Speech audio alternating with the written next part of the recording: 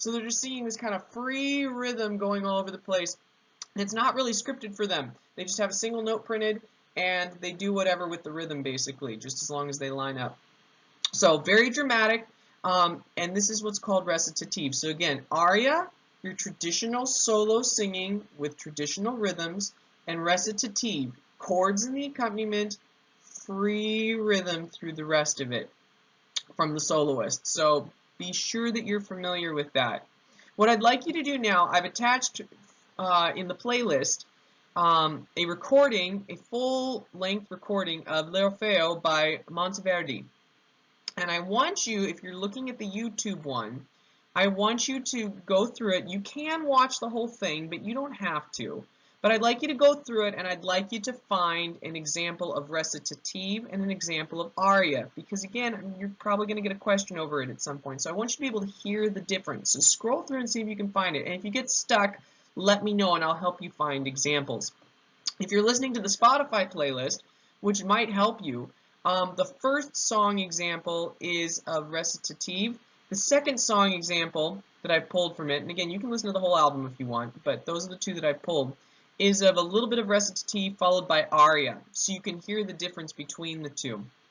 What I'd recommend if you choose to watch the whole thing, I would encourage you to at the very least read the plot summary, have maybe handy a summary of all the different acts, which you can find on Wikipedia, or if you Google it, and I'll put a link in the posting of this video as well, you can have an English translation of the libretto. Remember, the libretto is the text. You can have an English translation of that with you so you can follow along and see what's going on. When I've gone to operas in San Francisco, they'll often have the translation in a thin little screen across the top, not unlike what we do at our Christmas concert when we have foreign language text, which is actually where I got the idea from. All right, have fun with that. Again, you don't have to listen to the whole thing, but find an example of aria and find an example of recitative, and enjoy, and I'll see you tomorrow.